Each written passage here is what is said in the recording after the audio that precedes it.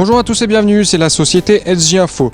Aujourd'hui, je vous propose un tutoriel pour vous montrer comment limiter les débits internet ou sur le réseau local de votre ordinateur.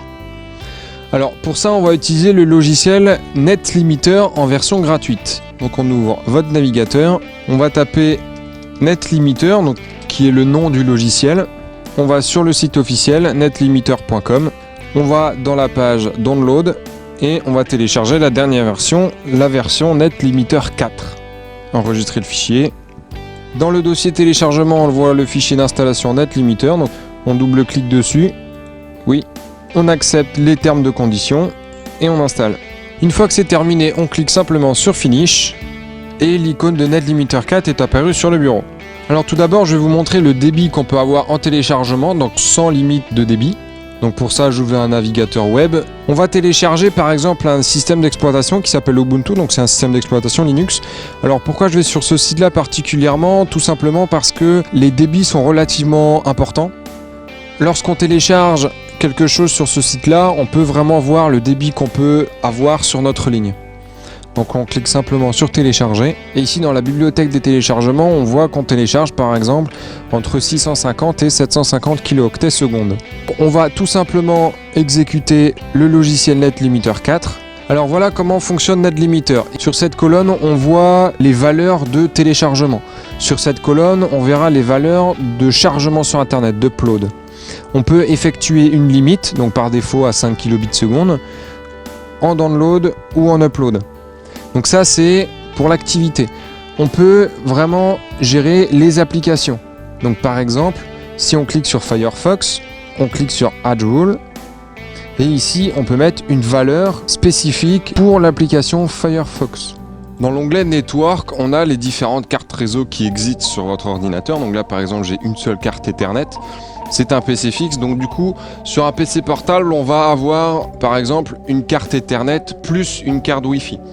Alors on peut brider le débit par carte réseau, soit sur la carte Ethernet, soit sur la carte Wi-Fi, soit les deux, soit aucune.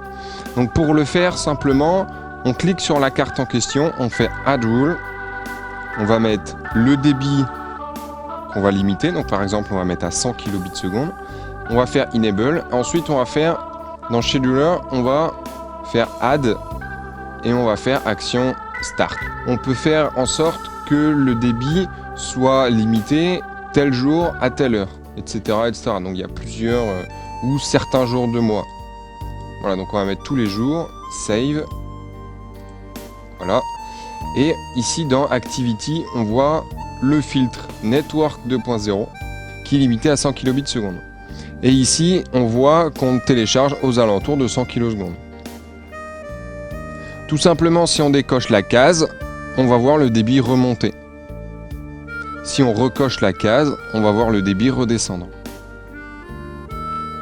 Donc par exemple, on va aller bloquer Internet. On va aller le bloquer à 5 kilobits seconde. Si on double-clique dessus, on peut changer la valeur et mettre par exemple 100 kilobits seconde. Et on sauve. Et là, on va voir que le débit descend au fur et à mesure. Voilà. Donc on était à plus de 600 kilooctets seconde. Là, on est aux alentours de 100 kilooctets seconde. Si on redouble-clique sur la valeur en question, on peut descendre par exemple à 50 kilobits seconde. On sauve et on voit le débit descendre. On peut faire ça pour Internet, mais on peut également faire pour le réseau local. Si on copie un fichier, admettons sur un serveur sur le réseau local ou sur votre box, on peut bloquer le débit de la copie. Généralement, réseau local, ça sert pas à grand chose de bloquer le débit puisque on est sur des liens quand même à minimum 100 mégabits seconde, voire 1 gigabit seconde. Entre par exemple votre box et votre ordinateur ou entre vos différents ordinateurs. Donc c'est pas très utile. C'est plus utile de bloquer sur Internet que sur le réseau local. Si on souhaite, on peut bloquer par application. Admettons, on bloque pour Firefox en téléchargement et en upload. Et par exemple, si on a un logiciel FTP pour envoyer des fichiers sur des serveurs en externalisé, on ne bloquera pas Internet ni l'application FileZilla, si on utilise FileZilla, pour avoir un débit plus important sur d'autres types d'applications. Si je quitte NetLimiter, le débit va rester à 50 kilooctets seconde. Tout simplement parce qu'il y a un service qui tourne automatiquement sur l'application. Si on ouvre le gestionnaire des tâches et qu'on va chercher NetLimiter, on a ici NetLimiter Service. NetLimiter Service est un service Windows donc qui démarre au démarrage de l'ordinateur et qui permet de faire fonctionner le logiciel automatiquement en tâche de fond. Si on démarre le logiciel, on a un autre processus qui s'ouvre qui s'appelle NetLimiter Client, qui nous permet de gérer les différentes limitations de débit. Donc c'est un logiciel qui fonctionne très bien. Donc ça c'est la version gratuite. Vous avez également la version pro qui permet de faire plus de choses. Par exemple, si vous avez un réseau complet dans une entreprise avec plusieurs ordinateurs ou plusieurs dizaines d'ordinateurs, vous pouvez installer NetLimiter sur un serveur et gérer tous vos ordinateurs à partir de votre serveur. Donc ça c'est vraiment la version pro qui permet de gérer des PC en réseau. Et si on décoche la limite, on va voir le débit ici remonter aux alentours de 600-700 kHz.